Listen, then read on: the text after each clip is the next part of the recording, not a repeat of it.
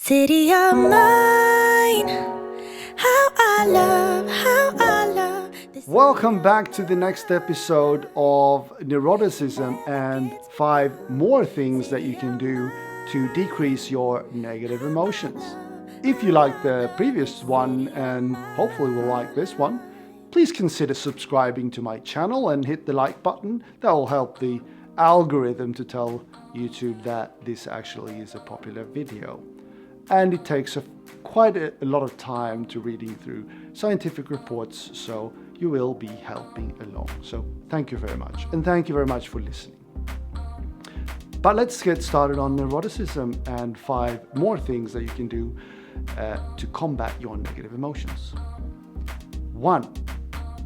When you're experiencing a negative emotion like a panic attack or becoming very stressed out, the simplest way of going about decreasing that emotion and discontinuing it is to describe the world around you, and I'll show you how. For example, in this room here, I have a black camera. It says Sony. It's an Alpha 7 III. It's on a black carbon tripod. There's one metallic silver light stand, and on the tip of it is a black microphone with a fuzzy end. I have a big bright light pointing in my face with a black rim situated on another very metallic glittery stand. Behind it I have a computer on a fireplace, and on it you find a circular mirror with a white rim. Just next to that, I have my mother and her sister during her younger years in a black and white photograph. And that's simply how you do it. You start verbalizing the world around you. By doing that, you start to focus on the things around you, and then you break the bond to your negative emotion. That's probably the simplest way of breaking the bond of a panic attack or anxiety attack or a negative emotional response like stress. If you're out and about and walking, like I told you in the other video just before this one, you can actually start to recap the forest around you. Brown tree, green leaves, green pines, muddy track, a little hillside, a tree stump, and just keep on doing that as long as the negative emotion has a hold on you, and eventually that will just discontinue. Secondly, you can have a mental image that makes you happy. That mental image, when it makes you happy by seeing it in your head, depicting it in your head, will also break the bond to the negative emotion that comes from your amygdala and the fight and flight response that the amygdala is responsible for. For me, it's a black I think they call them a German tax dog or a sausage dog. Anyhow, it's black and it has his front legs on my right leg, looks up at me, and I always start to smile and feel happy when I see that mental image. But the problem that I found with that method is that I don't always quickly understand that I should go to that picture, but you're free to try it out. Thirdly, there is a cognitive behavioral therapeutic sentence that you can ramble to discontinue the effect and the thought that comes from your amygdala. And that is, and it sort of goes like this: thank you, subconscious, for reminding me that I have a thought. But you know what? It's only a thought. The thing about that sentence is that it's long enough for you to disconnect from the previous emotion that your amygdala produced for you in your brain. So that's a way of discontinuing the negative emotion as well. it's not always that you remember to do that sentence loudly in your brain or verbally in your surroundings if it's not possible.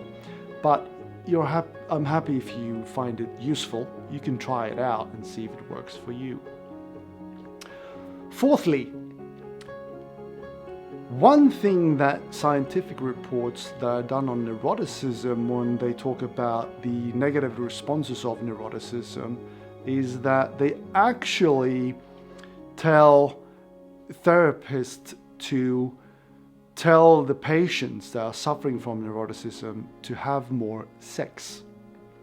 Sex has a known effect on oxytocin, the love potion. That's why you fall in love even if you're having a casual sexual encounter with someone. Sex can actually do that to you and bond you to that person. So sex actually reinforces the bond to your partner when you get married. So in married couples, when they are on their honeymoon, they actually are advised, if they are high in neuroticism, to actually have more sex, because that will decrease your negative emotions and it will increase your serotonin levels and your dopamine and your oxytocin.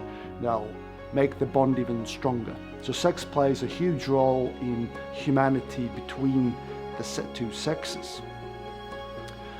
Fifthly, and the last one, people have a hard time understanding how important it is to actually breathe properly.